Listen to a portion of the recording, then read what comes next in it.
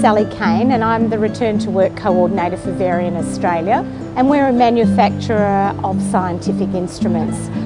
We have a little saying here at Varian that it's like Hotel California. You can check out any time you like, but you never leave. And we find that people have a very homely environment here. You spend a lot of time at work. In fact, you spend more time at work than you actually do with your family. So I think it's important that that environment is safe, that people feel happy to come to work.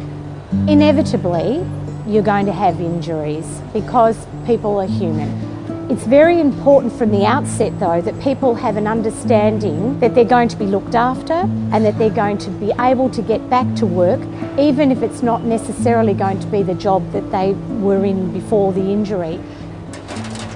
If you manage your claims from day one, it actually makes good business sense because you reduce the amount of dollars that you end up paying on your premium.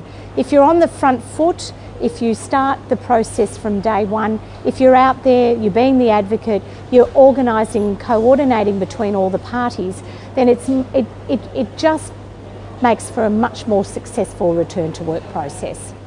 And I guess the injured worker feels a bit of relief too because they're not having to manage all of that themselves. So from day one, I get involved.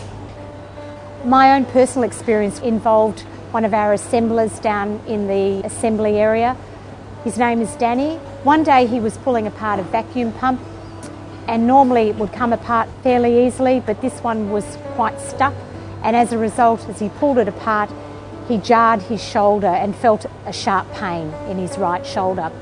At the time he didn't think much of it, did report it to me, but said he thought he'd be okay.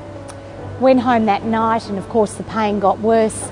Went to see his GP the next day, and unfortunately for Danny, he required surgery. I found out which hospital that he was going to and let him know that we were looking after him and making sure that all the payments and everything were going to be sorted out.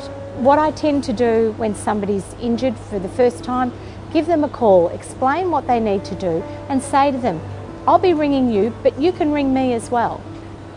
When he was in hospital for the couple of days, I popped down to visit him. He was really pleased to see me, and especially when I delivered all the cards from his work colleagues. I think that really made him feel that he was wanted and they were expecting him to come back as soon as he possibly could. He was quite scared, he'd never had an operation before, and he was really not looking forward to it. As an employer, it's really important that you put yourself in the injured worker's shoes. That is the only way you're going to understand how they're feeling, and that way you have an insight into how you can have a successful return to work. About 3 weeks post-op, I contacted him and said, do you feel like you're able to do something back at work because we really need you back here? He said he was really keen and that he would speak to the GP. We set up a 3-way conversation on the telephone, and the GP was also keen to hear that we had some duties that would be suitable for Danny to return to the workplace.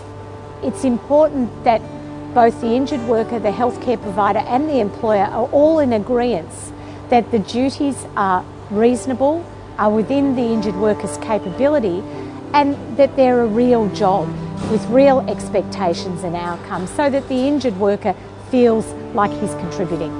So after 3 weeks, he returned on modified duties on graduated hours.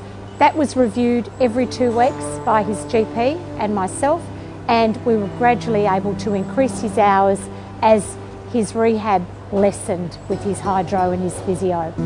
So the whole process to get him back to full-time, full duties took us about 2.5 months. We were thrilled to have him back.